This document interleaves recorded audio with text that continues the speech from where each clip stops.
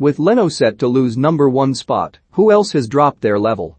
Following nothing short of a disastrous opening 3 games, Mikel Arteta simply had to switch things up. Against Norwich, with a win all but essential, he dropped Bernd Leno for £30 million man Aaron Ramsdale. It had been coming. Leno had conceded 9 goals, and though none of them were gaping errors, a change in between the sticks had been anticipated.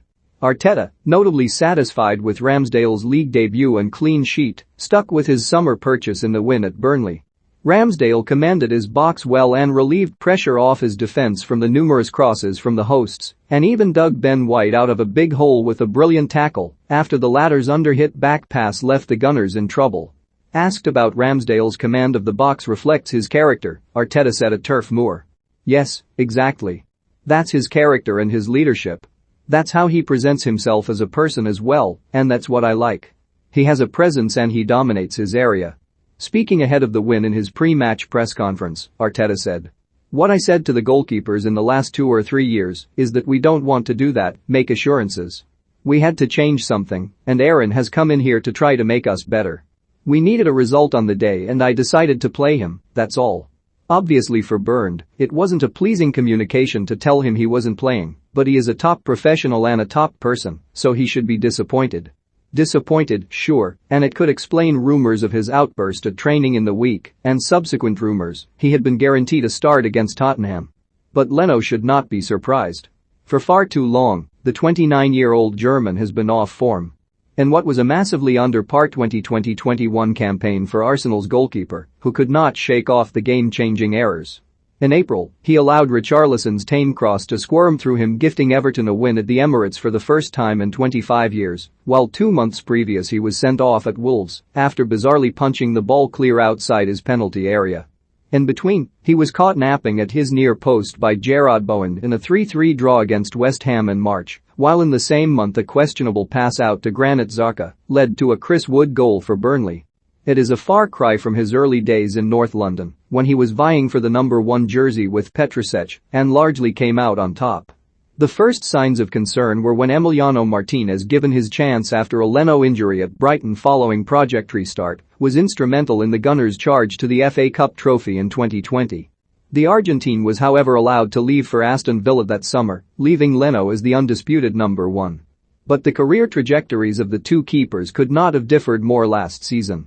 Martinez impressed at Villa with only Ederson and Edouard Mendy keeping more top-flight clean sheets than the Argentine last term, before starring in his country's Copa America triumph this summer.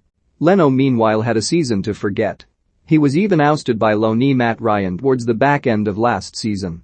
And yet, is this a problem beyond Leno? Should Arteta, as the man in charge for coming up to 2 years, now take more responsibility for the obvious plummet in form of some of his most trusted players? Because it's not just Leno. Arteta signed Willian on a free transfer last summer following his release from Chelsea, and it seemed a no-brainer. But the Brazilian massively underperformed. In fact, it took him until 9 May last season to score his first goal, by which point Arsenal's season was over. Willian has since moved back to his home country with Corinthians, with just 1 goal in 37 appearances, and only his gesture of waiving the remainder of his deal saved him and the club further embarrassment. It doesn't stop there. While Gabriel Martinelli missed the first half of last season with a cruel ACL injury suffered in training, he struggled on his return. It was understandable, to an extent, given the severity of his injury at the age of just 19. However, he is another player who has slumped from his initial promise shown in the early months under Arteta. Hector Bellerin too, completely lost his way in the past year or two. A club stalwart, since breaking through into the first team in 2013, he was shipped out to Real Betis last month, surplus to requirements. For a player once seen as an obvious right-back purchase for Barcelona, how the mighty fall it seems. In addition, there's been other outcasts sent out on loan in the last 2 years, with many fans quite pointedly asking, why? There's centre-back William Saliba, who has not played 1 competitive minute of football for Arsenal since joining in 2018, instead sent back to France with Saint-Étienne, Nice and now Marseille. Arteta insists Saliba is part of his long-term plans at Arsenal, but playing regularly is the best thing for him now, saying in pre-season, "I know that sometimes it's difficult to explain or understand after the money that the club has spent trying to bring him in, to send him on loan. But a lot of things have happened to him, He's a long-term player for us, and we need to protect him as well. And giving him 3 or 4 games is not enough. Saliba has joined up with Matteo Guendouzi in the south of France, another player who endured a high-profile fallout with the Spaniard and has now moved to Ligue 1 on loan with an obligation to buy. Finally, there's Lucas Torreira, the diminutive workhorse in the center of the park who was such a bright signing when he first joined under Unai Emery. A goal in the North London derby particularly stands out. But he moved in the opposite direction to Thomas Partey last season with a loan to Atletico Madrid, and the Uruguayan has now been sent out on loan again, this time round to Fiorentina. With Ainsley Maitland-Niles also pushing for a move in the final days of the window, though a transfer to Everton did not materialize, his involvement against Norwich was surprising. But again, the versatile homegrown player is another one who seems to have lost his way. A few have left, a few are still at the Emirates. What it is an indicator of is the real job Arteta has to get his team back on track. Senior players like skipper Pierre-Emerick Aubameyang and Alexander Lacazette have also struggled immensely in the past 12 months.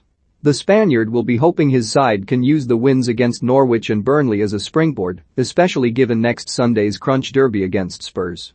If those results are not positive, who knows where Arteta's future may lie by the end of September. Underperforming is no longer an option.